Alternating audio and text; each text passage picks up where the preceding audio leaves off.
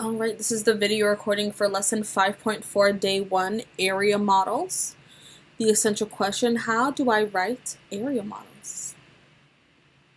Our entry task, I have a review here for you to remember. The area of a rectangle equals length times width. So if we know that the area of a rectangle is equal to length times width, I want you to find the missing piece of each rectangle. Here in this rectangle, we have a rectangle with length of 4 and width of 9. Then what is the inside? What's the area? For B, I have the area of 42. Our length is 7. What's our width? What is it? We know that 9 times 4 is actually 36. So what you're missing here is a 36 for the area. And 7 times what is 42? 7 times 6 is 42. So the width of B is 6, and that is that. This is a little warm-up for today's lesson. Let's get going. Today we will be writing area statements. Okay, we have this rectangle.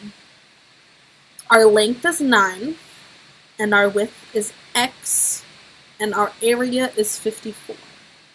There are a few different ways we can write the area statement of this. And here it is. An area statement is saying that you have your length and your width, and it equals your area. So 9 and x, 9 times x, equals 54. And remember that with multiplication, order doesn't matter. 2 times 3 is the same thing as 3 times 2. So 9 times x equals 54. It's the same thing as x times 9 equals 54.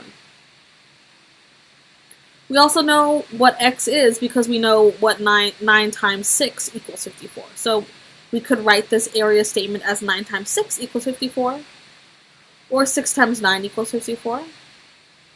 And we could use that with parentheses, or we could use that as dots. So all 6 of these expressions are area statements for this rectangle. And we are going to be writing area statements today. But in order to do that, let's practice. So, I'm going to be going back and forth and back and forth. So, find the missing information for each of these rectangles. You don't need to draw this in your notebook. I just want you to think about it. And we're going to do it in class. If you were in class, I would just call on kids. We're not writing this down.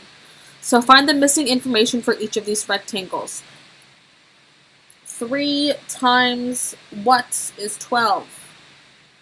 In this case, x is 4. Because 3 times 4 is 12. 12 times what is 24? It's 2. So the length is 12, the width is 2. Because 12 times 2 is 24. And for the last one, 13 times 8 equals what? So I want us to write this in 2 different ways. We want to write it as width and length, and the second way is as the final answer. So we're writing area statements. And I'll show you what I mean. I'm going to write the area statement for this. Right here. So the area statement,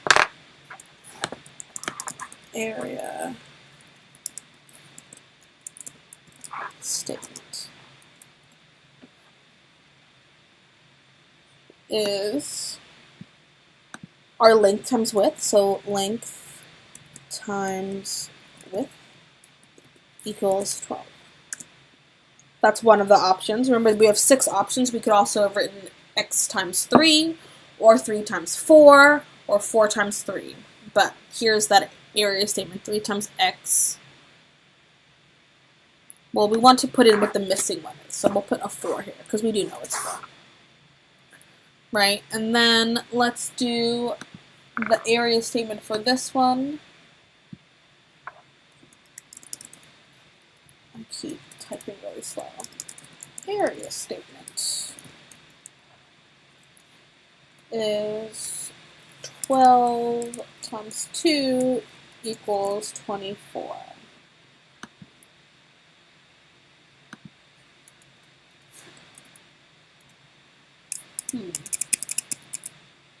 There it is.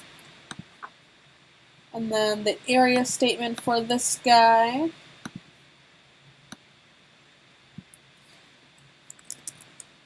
Area statement is 8 times 13 equals, and we just double check what is 8 times 13. 8 times 13 is 104. So, those are our area statements for these 3 rectangles. In class, I'm going to ask for a bunch of examples of what they could be. These are the first 3 that came to mind. So yeah, let's go back to our notes. We will now find the area of these 2 rectangles. Okay. That 9 doesn't, it's elsewhere. So, 5 times x is 5x. 8 times 5 is 40. So now we have found the area of both of these rectangles. Now we're going to do the big one. What is the area of the entire rectangle? We're merging them together. So 5 times x we know is 5x, and 8 times 5 we know is 40. So imagine this is one big rectangle, right? The length of the entire rectangle, we have x and 8, so it is x plus 8. Our width is just 5. In our area, we can write it in 2 ways. We can write it as length times width,